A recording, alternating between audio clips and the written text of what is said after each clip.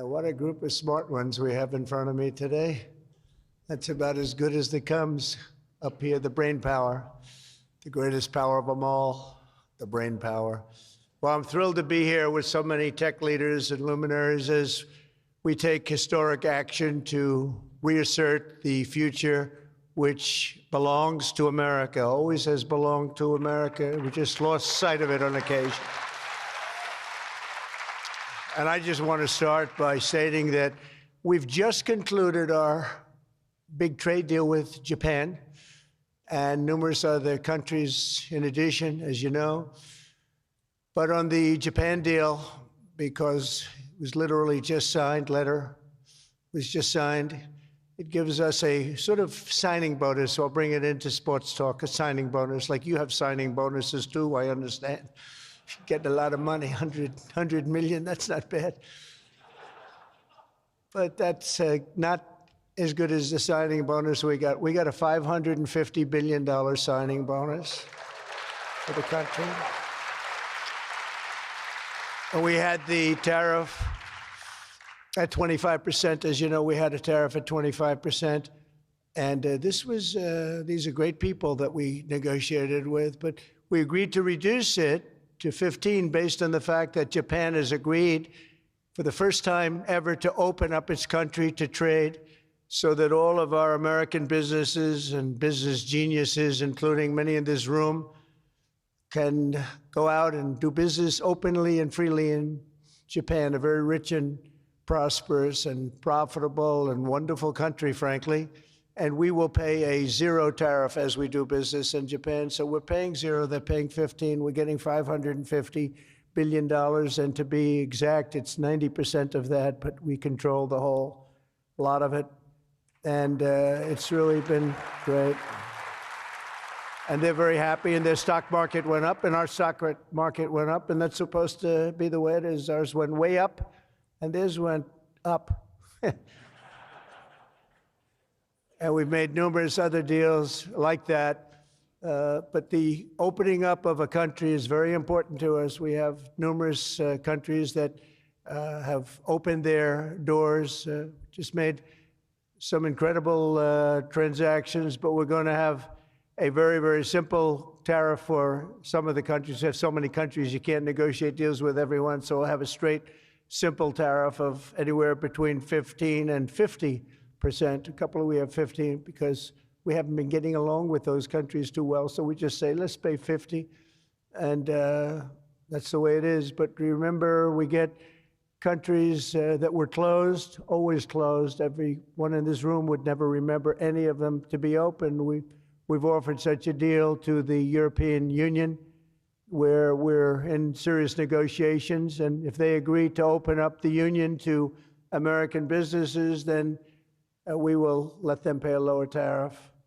So the tariff is very important, but the opening of a country, I think, can be more important if our businesses do the job that they're supposed to be doing. Such openings are worthy of many points in tariffs, and they're a good thing, not only for, as an example, Japan or Europe, but certainly a great thing for America because it allows our businesses to go out and fairly compete and do really well if they compete properly, like the people that I know.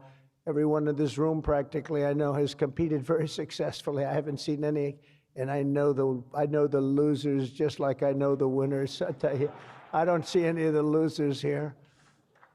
But now if some of the countries that pay 25% or more on autos complain, remember that Japan was willing to pay upfront the $550 billion for that privilege of negotiating with the United States of America. We also made a deal yesterday with the Philippines and Indonesia, which in both cases will be opening up their country. And we're in the process of completing our deal with China. And as you know, the UK, we made a deal. It was a very good deal for everybody. Everybody's happy. It's always nice when everybody can be happy. But mostly we'll be charging straight tariffs to most of the rest of the world because we have over 200 countries. People don't realize that's a lot of deals. Even if you're like me, a deal junkie, That's a lot of deals. That would be too much for anybody. Ooh. How did we do with this country that I never heard of? We got a lot of deals cooking, but America is taking in hundreds of billions of dollars like it never has before.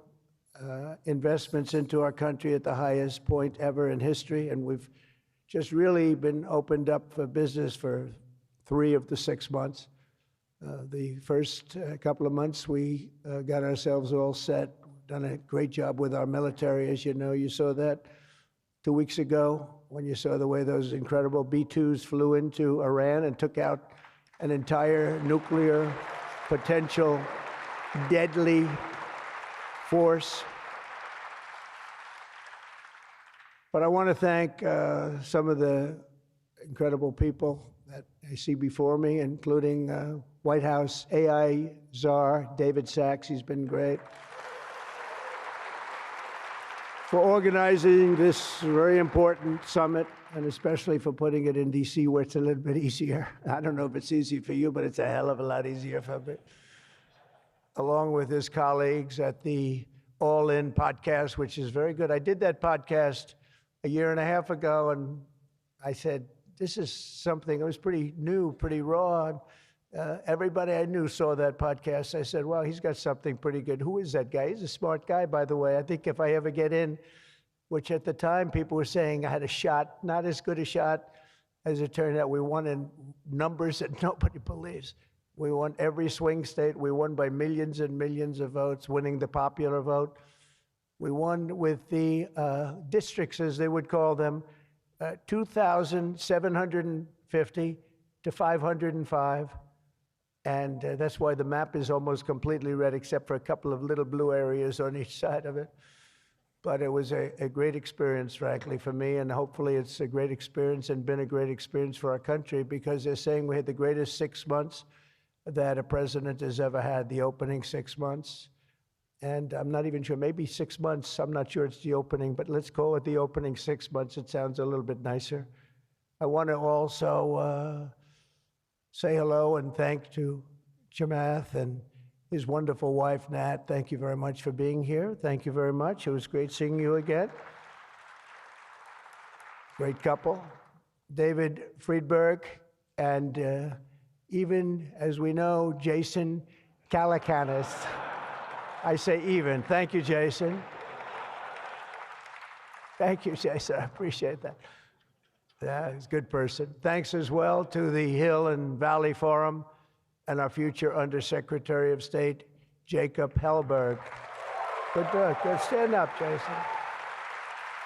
Good. I met him a year and a half ago, and I was very impressed. I said, let's bring him in. We bring in a lot of smart people. And David's been unbelievable as the job he's doing. Along with Secretaries Doug Burgum, who's been incredible. Doug? Thank you. Thank you, Doug. Great job. He's producing low-cost energy. We're down to $64. I want to get it down a little bit further if we can. I don't know if the oil companies love that or not, but we want to have very inexpensive electricity so that you can power up the plants, because you need more electricity than any human beings ever in the history of the world. When I heard what you really need, I said, you got to be kidding. Double what we produce right now for everything, right? I don't know, Jensen, you're going to have to explain that to me someday, why they need so damn much. Couldn't you do with a little bit less? My father always used to say, turn off the lights, son. But you guys are turning up the lights.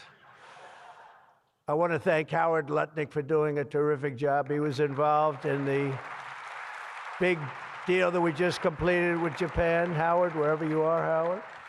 Where is Howard? Hi, Howard. Great job you did. Appreciate it. Really, that was an interesting negotiation, wasn't it? These are tough people. These are good negotiators, I will tell you, Japan. But they love their country, and they do what's right for their country. I want to thank Chris Wright, if Chris is around. Chris is here because he's helping with the tremendous energy success that we're having. We're having tremendous energy success. We're the biggest We have more energy than anybody else in the world. Nobody knew that until I came along, but we have more energy than anybody else in the world. We're making incredible deals on energy, including deals in Alaska. Well, that's the mother lode, that's the big one, and we're making deals with various Asian countries that need it, and it's actually hard to believe. You don't think of it, but Asia is very close to Alaska, relatively speaking. It's not the closest, but it is pretty much the closest when it comes to oil and gas and energy, and we're making some incredible deals, and I want to thank Chris. Chris is fantastic, works in partnership really with this gentleman who's the head of you've got the land and he's got the energy, right? But they formed a great partnership, Doug. So that's one of the greatest partnerships I've seen in a long time. They work hand in hand and they have done a great job. Administrators, Kelly Loeffler, I think, is here. Kelly, thank you very much. Hi, Kelly. Thank Kelly. And probably the most important man in the room, and I say it in all sincerity, more important than Doug and Chris and all that energy they're producing. He's a man that produces fast permits on the environmental impact statements. He gets them done. I said, Lee, you have 1 week for nuclear, and you have a couple of days for oil and gas, okay, for the approvals. And we kid, but he really is. He's knocking them out fast. He's knocked out a lot. A lot of you guys have started your plants already, and you've already had your approvals. So where's Lee Zeldin? Is he here? He is so great. This guy, he is so great. That's why he has a slightly better seat than I gave to Doug, you see? Nah, he's doing a fantastic job in a lot of ways, but he's doing a great job, and he's getting fast permits, and safe and good and everything else, but he's moving them along rapidly, already given some. And one of the most exciting things we'll talk about in a second is the fact that you're going to build your own electric producing plants when you build whatever you're building. And it's different things, including automobile factories, which are going up all over the place. You'll see them starting soon. They're moving into our country because of the tariffs, because they don't want to pay the tariffs. They're moving into our country at a record speed. But the ability to build your own electric plant, not having to rely on a 100-year-plus old grid.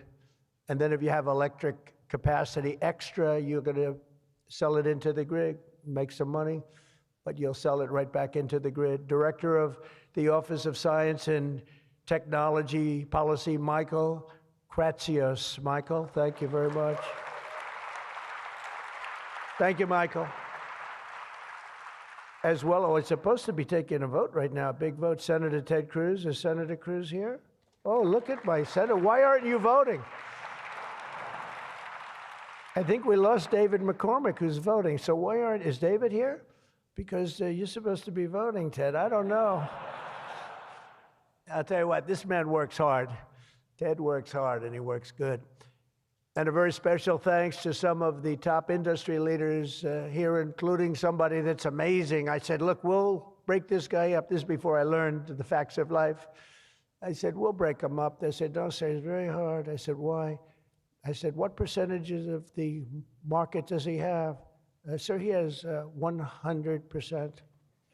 I said, who the hell is he? What's his name? His name is Jensen Huang, NVIDIA. I said, what the hell is NVIDIA? I've never heard of it before. He said, you don't want to know about it, sir. I figured we could go in and we could sort of break them up a little bit, get them a little competition. And I found out it's not easy in that business. I said, supposing we put the greatest minds together and they work hand in hand for a couple of years. He said, no, it would take at least 10 years to catch him if he ran NVIDIA totally incompetently from now on. So I said, all right, let's go on to the next one. And then I got to know Jensen, and now I see why. Jensen, will you stand up? What a job. What a job you've done. Man. Great. He's a great guy, too. Lisa Su of AMD. Lisa? Thank you. Congratulations. Great job. Sham Sanikar of Palantir. We buy a lot of things from Palantir. Where are you? Are we paying our bills? I think so.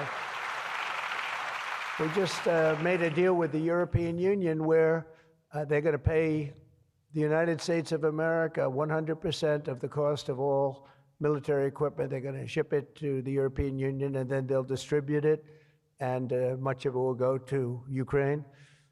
It's been a long time since you've heard those words, because we're in for $350 billion. But now we send it to Europe, and Europe pays, and they were great. We had a tremendous NATO meeting a few weeks ago, and it was pretty amazing, actually, what happened. They agreed to go from 2% to 5%, and they had 2% where they didn't pay. They have 5% where they've already paid. That's a big difference. That's trillions of dollars, actually, trillions. But they're going to spend that money in the United States with our defense companies, and we're going to send it to them, and they'll distribute the equipment that we send. So that's the way it should have been 3 years ago, frankly. And Jeff Sprecher, the other half of that incredible family, is he here? Is he here?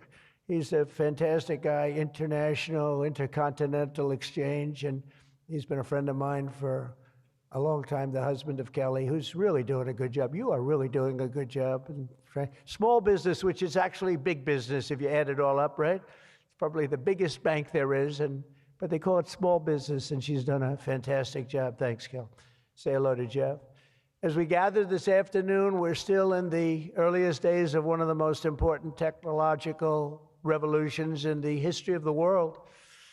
Around the globe, everyone is talking about artificial intelligence. I find that too. Artificial, I can't stand it. I don't even like the name. You know, I don't like anything that's artificial. So could we straighten that out, please? We should change the name. I actually mean that. I don't like the name artificial anything, because it's not artificial. It's genius. It's pure genius. And its potential to transform every type of human endeavor and domain of human knowledge, from medicine to manufacturing to warfare and national defense.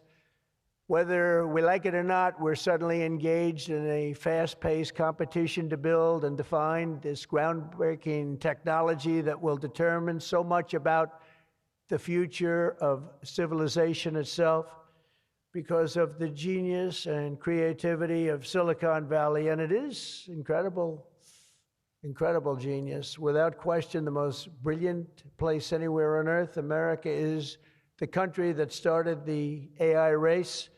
And as President of the United States, I'm here today to declare that America is going to win it. We're going to work hard. We're going to win it.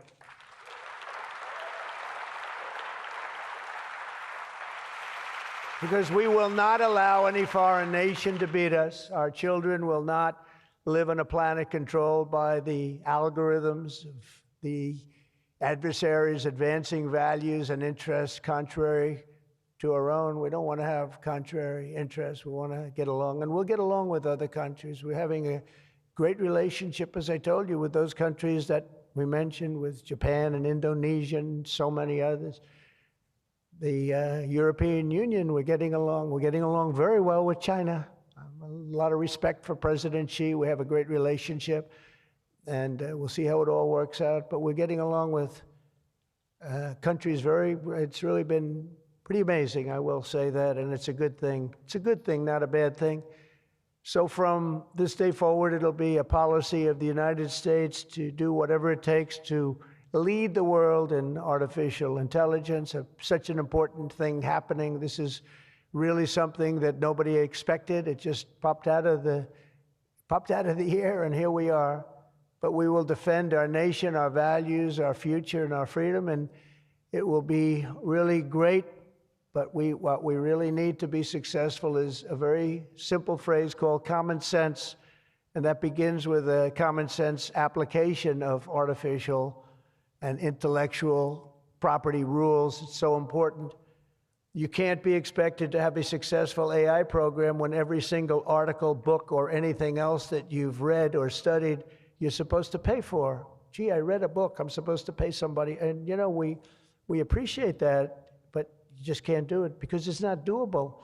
And if you're going to try and do that, you're not going to have a successful program. I think most of the people in the room know what I mean. When a person reads a book or an article, you've gained great knowledge. That does not mean that you're violating copyright laws or have to make deals with every content provider. And that's a big thing that you're working on right now, I know, but you just can't do it. China's not doing it, and if you're going to be beating China, and right now we're leading China very substantially in AI, very, very substantially, and nobody's seen the amount of work that's going to be bursting upon the scene, but you have to be able to play by the same set of rules. So when you have something, when you read something, and when it goes into this vast intelligence machine, we'll call it, you cannot expect to every single time say, oh, let's pay this one that much, let's pay this one. It just doesn't work that way. Of course, you can't copy or plagiarize an article, but if you read an article and learn from it, we have to allow AI to use that pool of knowledge without going through the complexity of contract negotiations, of which there would be thousands for every time we use AI. We also have to have a single federal standard, not 50 different states regulating this industry of the future. And some people would say, gee, that's an unpopular thing to say. I was told before I got up here, this is an unpopular thing because some people, they don't want that. But I want you to be successful. And you can't have one state holding you up. You can't have 3 or 4 states holding you up. You can't have a state with standards that are so high that it's going to hold you up. You have to have a federal rule and regulation. Hopefully you'll have the right guy in this position that's going to supplant the states. If you are operating under 50 different sets of state laws, the most restrictive state of all will be the one that rules. So you could have a state run by a crazy governor, a governor that hates you, a governor that's not smart, or maybe a governor that's very smart, but decides that he doesn't like the industry and he can put you out of business because you're going to have to go to that lowest common denominator. We need one common sense federal standard that supersedes all states, supersedes everybody, so you don't end up in litigation with 43 states at one time. You got to go litigation free. It's the only way. And we also have to watch Europe, Asia, and all foreign countries so that they don't make rules and regulations that likewise make it impossible for you to do business, and where you'd have to make everything in AI cater to them, because again, you'd have to cater to the toughest country or to the toughest state. You can't do that because it would ruin it. I just terminated all of the, as an example, California car emissions rules, which were a disaster. It cost them just billions of dollars as an industry, but thousands of dollars per car. The emission rule standard, because they were making the production of an automobile almost impossible and at a tremendously higher cost, much more expensive than it should cost, for very little gain, for actually, in my opinion, negative gain. The automobile was worse. Under this administration, our innovation will be unmatched and our capabilities will be unrivaled. And with the help of many of the people in this room, America's ultimate triumph will be absolutely unstoppable. We will be unstoppable as a nation.